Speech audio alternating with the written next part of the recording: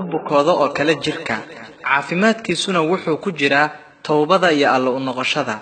qalbigu waa uu qaawanaadaa sida jirkuba u qaawanaado, quruxdiisana iyo dharkiisuna waa alla ka cabsiga. qalbigu sidoo kale wuu gaajoodaa wuuna oomaa sida jirkuba u gaajoodo una oomo. cuntada iyo cabitaanka qalbiguna waa aqoonta iyo macrifada iyo alla tala saarashada alla dartii oo wax loo jeclaado iyo ilaahay in loo noqdo subxaanahu wa tacaala. qofka naftiisa garta wuxuu ku mashquulaa hagaajinteeda isagoo uga mashquula ceebaha dadka kale. waqtiga oo la dayaco waxay ka daran tahay geerida, maxaa yeelay waqtigoo la dayaco allah subxaanahu wa tacaala ayay kaa jaraysaa iyo daarta aakhiro. mowdkuna wuxuu kaa jarayaa oo keliya adduunyada iyo ehelkeeda. inaad shay uga tagto qaab qurxoon waa inaad ka tagtaa dhib la'aan. cafinta qurxoonna waxa weeyaan inaad wax iska cafido adiga oon cataabin calaacalna geysan. sabarka qurxoonna waa inaad wax ku sabirtaa adiga oon sheegan. qofkii ku camal fala wixii uu cilmi iyo aqoon u leeyahay, allah subxaanahu wa tacaala wuxuu dhaxal siiyaa ogaanshaha iyo cilmiga shay uusan ogaansho iyo cilmi u lahayn.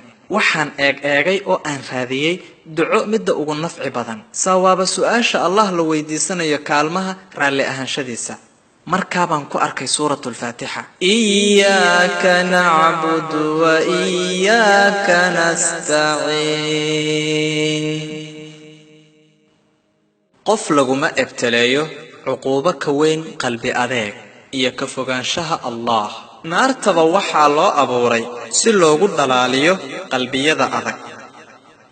sabarku isdhiibid maaha, ukaadsashaduna dibdhac maaha, aamusnaantuna tanaasul maaha.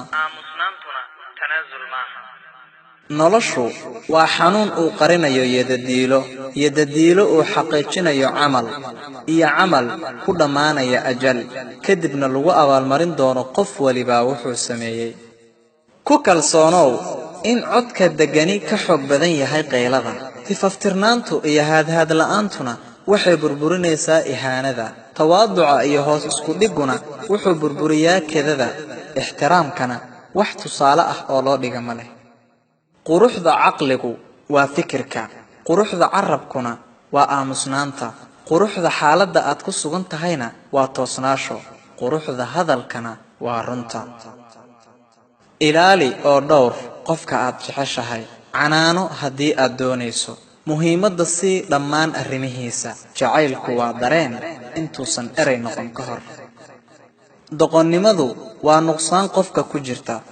mararka qaar in laysdoqomaysiiyana waa kamaal iyo dhammaystirnaan.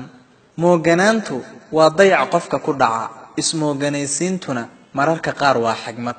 ha u oggolaanin qofna inuu yaraysto waxa ku saabsan riyadaada, erayadaada iyo dadiiladaada, iimaankaaga, noloshaada. wax waliba oo ku quseeya ka yeel arrimo waaweyn oo aan la yasi karin.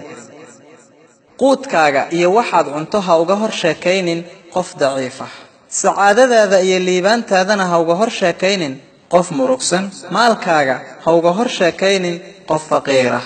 miisaan hadalkaaga, ilaali dareemayaasha dadka kale, ahawna mid ku raaliya waxa uu haysto. ka fogow malaha xun, maxaa yeelay dhib ayuu keenaa. shakiga mar kastaana ka fogow, maxaa yeelay waxbuu duminayaa. isbarbardhigana ka fogow, maxaa yeelay waxbay dulminaysaa. ammaanta lagu tarax tegayana iska ilaali, maxaa yeelay beena lagu sheegaa.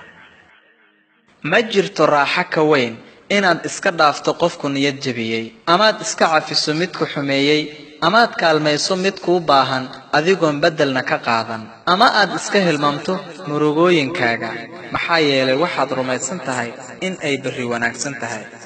dahirnaanta qalbigu ceeb maaha. ismooganaysiintuna dabaalnimo maaha. cafintu dacfi maaha.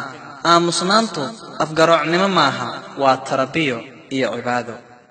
nicmadu waxay u baahan tahay ka shukrin.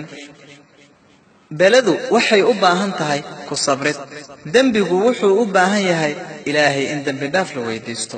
qofkii shukriya, sabra, allah dembi dhaaf weydiista, guusha iyo sacaadada wuu gaaray. rabbi aniga iyo adiga iyo dhammaan muslimiintaba ha u dembi dhaafee. isku day inaad walaalaha gaarsiido fariintan. mahadsanid. Wassalaamu calaykum waraxmatullaahi wabarakaatu. يا نفس إن لم تظفري لا تجزعي